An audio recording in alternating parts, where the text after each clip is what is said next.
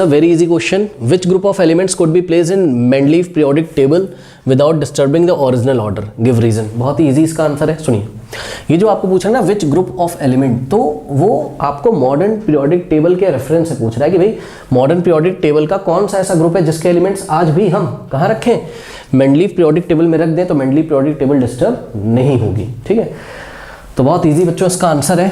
देखिए group number 18 जो आप मॉडर्न पीरियोडिक टेबल में पढ़ते हो आजकल, helium, neon, organ, krypton, xenon और रेडॉन. तो ये जो नोबल गैसेस हैं जिनको इनर्ट गैसेस भी बोलते हैं, तो ग्रुप नंबर 18 के जो एलिमेंट्स हैं उनको अगर आज भी हम मेंडलीव पीरियोडिक टेबल में रख दें तो वो डिस्टर्ब नहीं होगी. क्यों नहीं होगी, इसका रीज़न देखिए. इसके लिए थोड़ा सा हिस्ट्री में जाइए बच्चों. मेंडलीव पीरियोडिक टेबल कौन से बेसिस पे बना था, याद करिए, increasing order of atomic masses पे. और उसमें कुछ उन्होंने इस तरीके से किया था, अगर आपको याद हो, कि जो सिमिलर टाइप के ऑक्साइड्स बनाते थे वो सेम ग्रुप में आते थे और सिमिलर टाइप्स के जो हाइड्राइड बनाते थे वो सेम ग्रुप में आते थे. ठीक है ना. तो हम थोड़ा सा मेंडलीव पीरियोडिक टेबल के बारे में यहाँ पे थोड़ा सा बताएंगे. पहले इनको, इस क्वेश्चन को लिखने का तरीका है एग्जाम में, पहले थोड़ा सा मेंडलीव पीरियोडिक टेबल के बारे में बताएंगे. ठीक, कि भाई ये increasing order of atomic masses के बेसिस पे थी. ठीक है, और उस टाइम नोबल गैसेस की खोज नहीं हुई थी. नोबल गैसेस एटमॉस्फेयर में बहुत ही कम कॉन्सेंट्रेशन में प्रेजेंट थी कि आज भी नोबल गैसेस हमारे एटमॉस्फेयर में बहुत ही कम कॉन्सेंट्रेशन है, उनका बहुत ही कम क्वांटिटी है. तो जल्दी से वो हमें उस टाइम, अब तो उनकी खोज हो गई है, उस टाइम इसकी खोज नहीं हुई थी. ठीक है, तो ये जो नोबल गैसेस जब इनकी खोज हुई, क्योंकि ये इनर्ट होती हैं, ये रिएक्ट नहीं करती हैं, इसलिए जब ये रिएक्ट ही नहीं करती हैं, जब ये कोई प्रॉपर्टी शो ही नहीं करेंगी, कोई केमिकल प्रॉपर्टी, तो इनको ऑब्वियसली उठा के आप किसी भी ग्रुप, एक बिल्कुल भी सेपरेट ग्रुप में रख सकते हो. तो मेंडलीव पीरियोडिक टेबल में क्या करेंगे, हम एक जीरो ग्रुप बना लेंगे. क्या बनाएंगे, जीरो, उसका नाम दे देंगे जीरो ग्रुप. ठीक है, तो जीरो ग्रुप में उन गैसेस को अगर हम रख देंगे तो कोई फर्क नहीं पड़ेगा. ठीक है, बात समझ में है कि नहीं.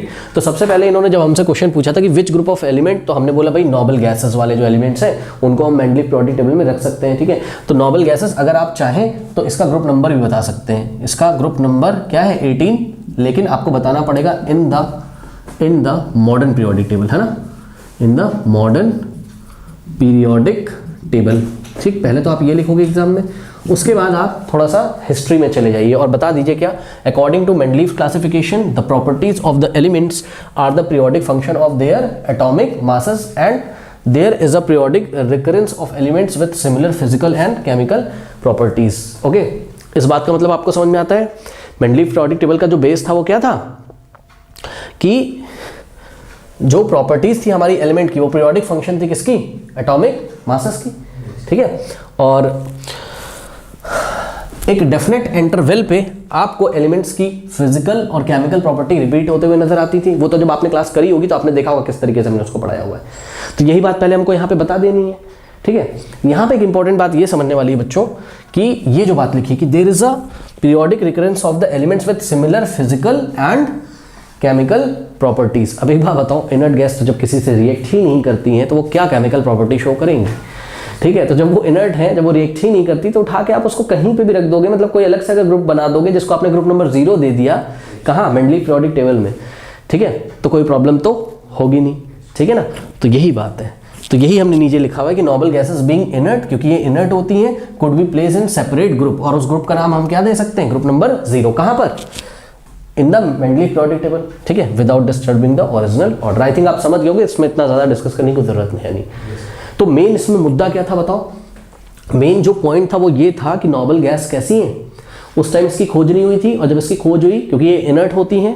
अच्छा, खोज उस टाइम इसकी क्यों नहीं हुई थी, क्यों नहीं इसको खोजा गया था उस टाइम, क्योंकि इतनी सारी टेक्निक्स हमारे पास थी नहीं, और इसका एक तो कॉन्सेंट्रेशन बहुत कम होता है एटमॉस्फेयर में, ऊपर से ये कंबाइंड स्टेट में नहीं मिलती हैं, फ्री स्टेट में रहती हैं, ये किसी से रिएक्ट नहीं करती हैं, तो हमें जल्दी से उस टाइम समझ में नहीं आया था. बट आज इसकी खोज हो चुकी है, लेकिन ये इनर्ट होती हैं, तो उठा के आप इसको कहीं पे भी रख दो. जब ये कोई केमिकल प्रॉपर्टीज ही नहीं शो करती हैं, तो आपको periodic recurrence of elements with similar chemical property वाली बात कहाँ से आएगी बताओ. ग्रुप नंबर 0 बना दो मेंडलीव पीरियोडिक टेबल में, और इसको उठा के रख दो सारी की सारी जो ग्रुप नंबर 18 की गैसेज हैं आज, जो ग्रुप नंबर 18 है मॉडर्न पीरियोडिक टेबल में. ठीक है, तो डिस्टर्ब नहीं होगा. तो ये इसका सिंपल सा आंसर है. ठीक है, कर लीजिए.